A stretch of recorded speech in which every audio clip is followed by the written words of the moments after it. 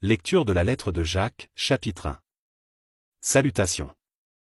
Moi, Jacques, serviteur de Dieu et du Seigneur Jésus-Christ, je salue le peuple de Dieu répandu un peu partout dans le monde entier. Résistez dans les difficultés. Mes frères et mes sœurs chrétiens, quand vous rencontrez des difficultés de toutes sortes, soyez très heureux. Vous le savez, si votre foi reste solide dans les difficultés, celles-ci vous rendent plus résistants. Il faut que vous résistiez jusqu'au bout, alors vous serez vraiment parfait et vous ne manquerez de rien. Si quelqu'un parmi vous manque de sagesse, il doit la demander à Dieu, et Dieu lui donnera cette sagesse.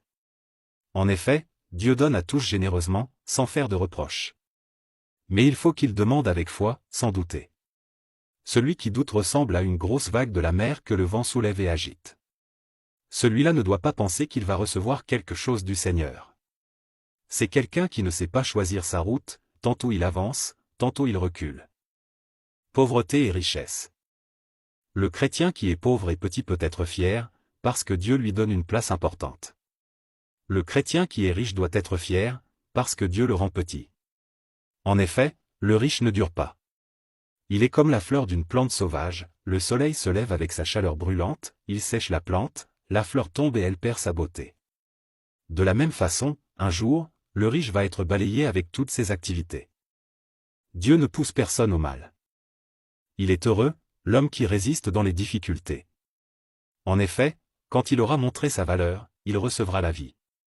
C'est la récompense que Dieu a promise à ceux qui lui donnent leur amour. Quand quelqu'un a envie de faire le mal, il ne doit pas dire « c'est Dieu qui me pousse au mal ». Dieu ne peut pas avoir envie de faire le mal et il ne pousse personne au mal. Chacun est poussé au mal par son désir mauvais qui l'attire et l'entraîne. Et quand on laisse faire ce désir, il donne naissance au péché. Puis, quand le péché a grandi, il donne naissance à la mort. Mes frères et mes sœurs très aimés, ne vous trompez pas. Tout ce qui nous arrive de bon, tous les plus beaux cadeaux viennent d'en haut. Ils viennent de Dieu, le Créateur du soleil et des étoiles. Chez lui, il n'y a pas de changement, pas de mouvement, pas d'ombre. Dieu a voulu nous donner la vie par la parole de vérité. Alors nous sommes d'une certaine façon au premier rang de tout ce qu'il a créé. Écoutez la parole de Dieu et faire ce qu'elle dit. Mes frères et mes sœurs très aimés, vous devez savoir ceci, chacun doit être rapide pour écouter, mais lent pour parler, lent pour se mettre en colère. Un homme en colère ne fait pas ce qui est juste aux yeux de Dieu. Alors, rejetez tout ce qui salit, tout ce qui rend mauvais. Recevez avec douceur la parole que Dieu a plantée en vous, elle peut vous sauver la vie. Ne vous contentez pas de l'écouter, mais faites ce qu'elle dit, sinon, vous vous trompez vous-même. Oui, celui qui écoute la parole et qui ne fait pas ce qu'elle dit, voici à qui il ressemble à un homme qui regarde son visage dans un miroir. Il se voit tel qu'il est, il se regarde, puis il s'en va et il oublie tout de suite comment il est. Au contraire, voici quelqu'un qui étudie avec attention la loi parfaite qui rend libre.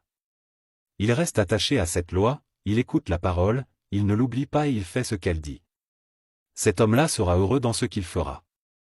Si quelqu'un croit être un bon chrétien, mais n'est pas maître de sa langue, il se trompe lui-même, et sa façon de pratiquer la religion ne vaut rien. Aux yeux de Dieu notre Père, voici la façon parfaite de pratiquer la religion, prendre soin des orphelins et des veuves dans leur malheur, ne pas se laisser salir par les choses du monde.